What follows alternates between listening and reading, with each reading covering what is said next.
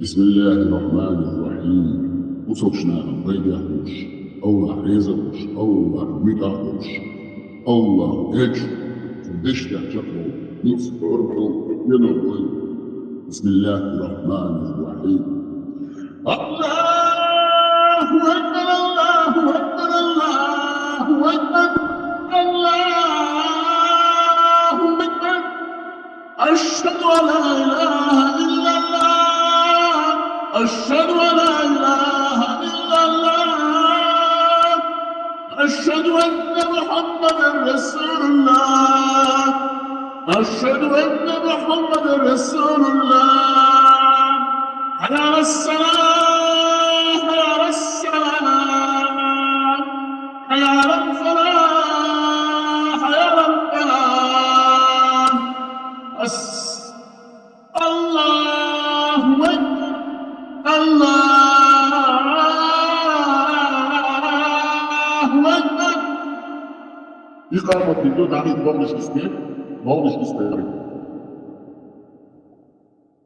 Allahu Ekber, Allahu Ekber, Allahu Ekber, Allahu Ekber. Eşhedü en la ilahe illallah. Eşhedü en la ilahe illallah.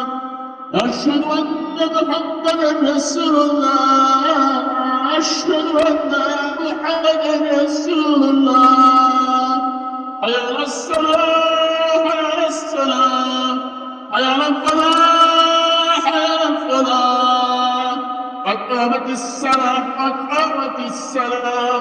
Allahu Ekber, Allahu Ekber. La ilahe illallah. وإياك تعرف بيدوم ويدخل الأكل ويدخل الشرب فبيجوا بسم الله الرحمن الرحيم. الله عز وجل يقول فيكم الله بتعرفش الله يشكي في الأرض في المستوى والتالي وتجلس من يحسون ترجع صوته يقيم في تنبيد شأنه يقول فيكم سورة 22 آيات 52. Сura Тучоник толстая щитал аят уже. Аль-Хадж, паломничество. 52 аят из 78. Толстая щитал аят. Хулстая берит аят. Аль-Хадж. Хадж, паломничество.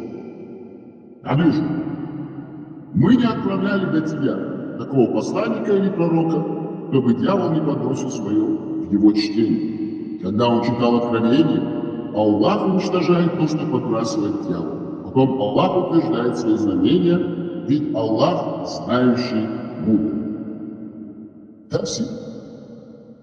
Это была сура и аят из Корана под номером 22, аят 52. Аль-Хадж. Читаем тафсир, чтобы понять суры и аяты из Корана, нужно читать тафсир величайших умов исламского мира, алимов, ислам. Читая тафсиры, которые нам объясняют смысл этих аятов, мы переходим по этим ссылкам на хадисы, потому что, чтобы понять объяснение, которое называется тафсир на арабском языке, к ним нужно переходить на хадисы. И как мы знаем, хадисов очень много и от разных исламских ученых. Но самые величайшие исламские ученые объяснили в своих тафсирах значение и понимание, и восприятие, а также всю мудрость и святость сути аятов. Поэтому мы читаем тафсир от Абу Ада к этому аяту. Абу Ада. И не посылали мы до тебя, о Мухаммад, никакого посланника или пророка без того, чтобы когда он читал, Аллах Всевышний привел в самом тексте Корана глагол, что в арабском языке имеет смысл желание. Однако, по мнению толкователей Корана, смысл его в данном аяте читать, также и слово имеет смысл желание мечтать. Но в данном аяте решение чтения. Книгу Аллаха сатана не бросил в его чтение, наущение и сомнение, чтобы отвлечь людей от того, что он читал. Но Аллах стирает то, что бросает сатану, устраняет козни сатаны, потом после устранения козни сатаны Аллах утверждает свои знамения, ведь Аллах знающий мудрый. Толкование Асар, тафсир, по-арабски Маршума Таркид. Мы не отправляли до тебя такого посланника или пророка, чтобы дьявол не подбросил своего в его чтение. Когда он читал откровение, Аллах уничтожает то, что подбрасывает дьявол. Потом Аллах утверждает свое знамение, ведь Аллах знающий мудрый. В соответствии со своей безупречной мудростью Всевышний поведал о том, что до пришествия Мухаммада было много пророков и посланников, которым сатана пытался помешать читать откровение, увещевать людей, призывать их к добру и удерживать их от всего порицания. Сатана строил козни, пытался бросить их то, что противоречило откровениям, однако Всевышний Аллах защищал все, что Божьи посланники сообщали людям от его имени. Аллах охранял неспосылаемые откровения и не позволял путать или смешивать их со словами творения. Сатана пытался исказить их, но его поиски были неудачными и непродолжительными. Он пытался научать пророков, но всякий раз сталкивался с непреодолимыми препятствиями и отступал. Вот почему Аллах поведал о том, что он сводит на нет соблазны сатаны.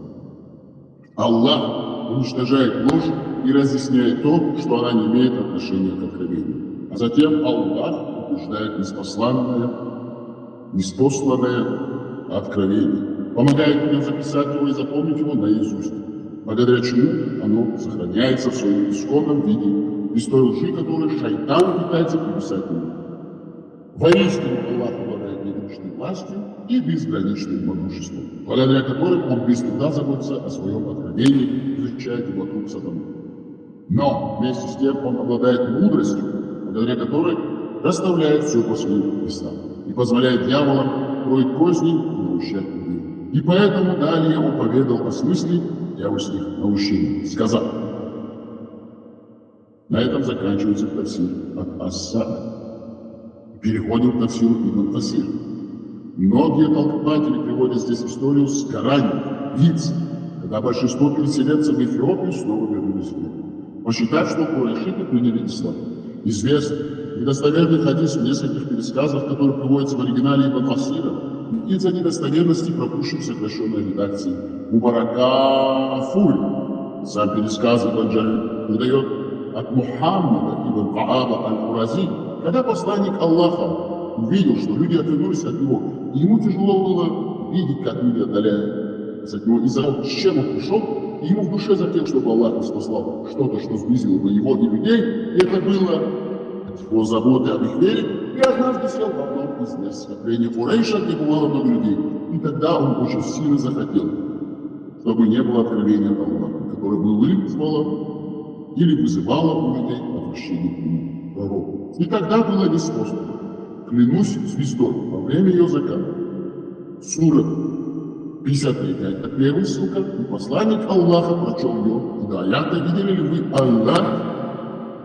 Аль-Узур, сура 53, аят 19, и тогда шайтан бросил на язык пророка то, о чем пророк думал в душе, и что желал, и эти, то есть Ла, Уза и Манат, являются птицами высокого полета, в заступничестве которых есть надежда. И когда курайшиты услышали это, они обрадовались.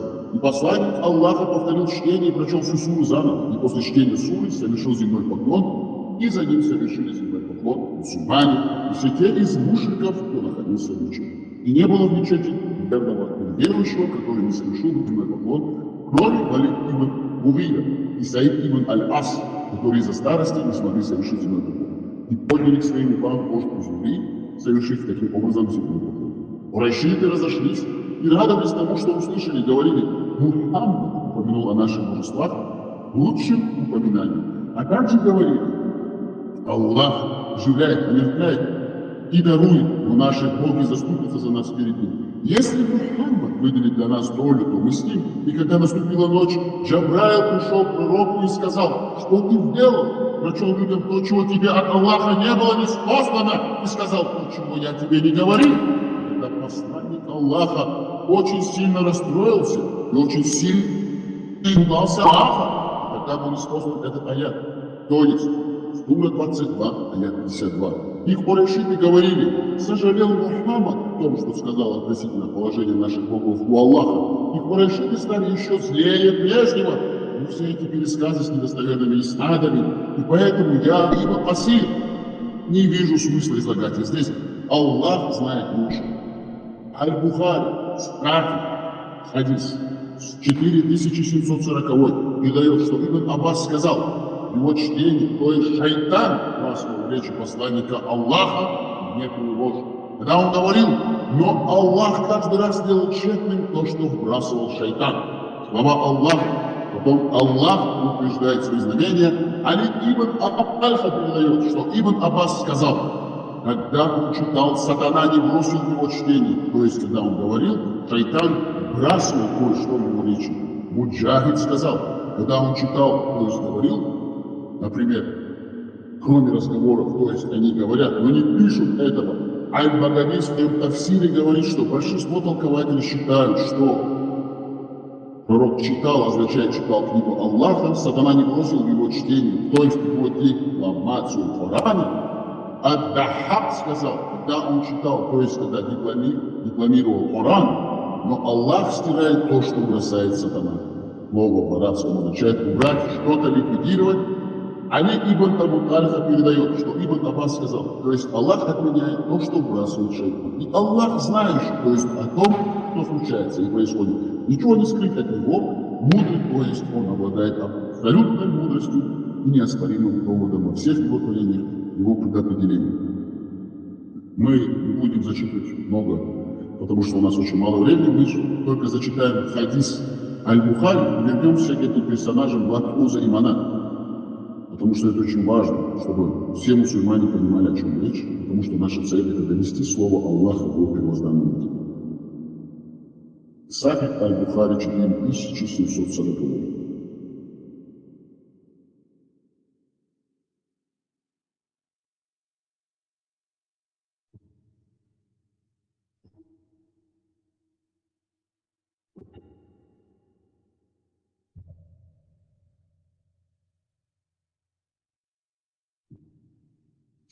Так, мы сейчас его ищем, потому что это очень важный хадис.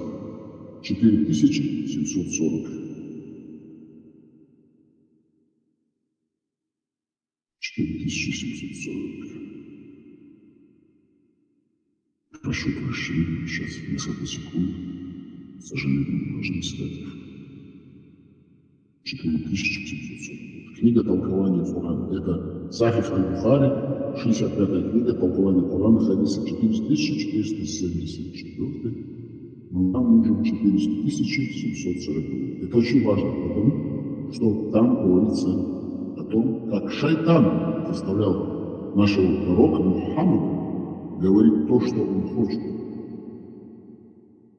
Мы не можем себе позволить, чтобы мусульмане об этом не знали. К сожалению, к сожалению, в русском переводе этого нет, придется читать на английском, но ладно, мы оставим это на потом.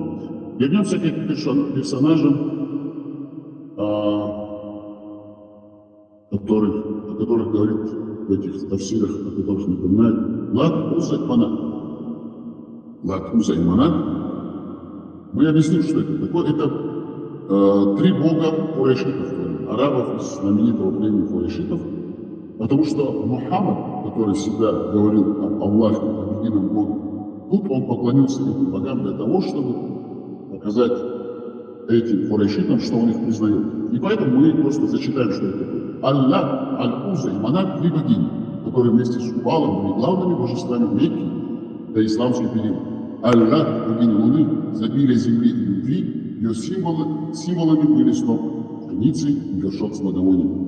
Аль-Уз – могущественная богиня утренних и вечерних звезд, которая символизирует войну и любовь.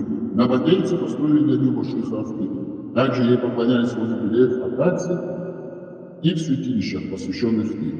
Мануя веры и смерти люди вызывали ее либо для защиты себя, либо для того, чтобы следовать своим ногам. Ее символом была убывающая луна. Она обычно изображалась в виде старухи, держащей в руке сосуд света. Аллах, Аль-Уза и Манат обычно изображались вместе, и сегодня иногда их путают друг с другом. Что мы хотели донести нашим мусульманам, именно чечено-говорящим, а о других мусульманах мы не говорим, потому что нас они не заботят. Нам главное донести слово Аллаха нашим чеченским мусульманам, что пророк Мухаммад, саллаллаху алейхи вассалям, в своих высказываниях признает, что он, вместо того, чтобы слышать Джабраила, слушал сатану, шайтан, и шайтан его заставил говорить Этим они признают, что Аллах не мог помешать шайтану, говорит пророку Мухаммаду, самому лучшему и последнему, и любимому пророку Аллаха, лучшему из людей, говорит. Значит, Аллах признает свою слабость перед шайтаном и сатаной, тогда как он его изгнал из рая, потому что он был его одним из его ангелов, он стал сатаной и шайтаном. В этих местах, в этих сурах и аятах мы видим, что пророк Мухаммад, являясь самым сильным сказочником в мире, арабским, бедуинским, одновременно, чтобы его приняли курайшиты, одно из самых богатых и знатных племен того времени, бедуинских курайшитов, признает святость и силу их божеств, Лат, Уза и Манат. К сожалению, у нас нет сейчас времени читать хадисы, но мы продолжим обсуждение этой темы и доносить полностью во всей его красоте и святости, а также мудрости слова Аллаха и раскрывать те тайны Корана, а также и святость и чистоту нашего пророка Мухаммада. К сожалению, наше время истекло. Мы заканчиваем. Мы вас приглашаем следить за этим каналом. Мы продолжим раскрывать всю святость и мудрость ислама, Корана, пророка Мухаммада, а также нашего единственного Бога, которого мусульмане называют Аллахом. Наша работа будет продолжаться именно на чеченскую публику, а другие мусульмане нам не интересны. Потому что, чтобы чеченцев пробудить, нам нужно раскрыть всю святость и чистоту ислама. Когда мы все это донесем, чеченцы освободятся от русского рабства. На этом мы заканчиваем нашу сегодняшнюю передачу. Массера Адика, наш Аль, Далдик Нахушну, Дала, Нохчи Дейлу, Дал, Эту Бешни, Сотяцину, Ардаха, Дальдуш. Адик Яш, Маша.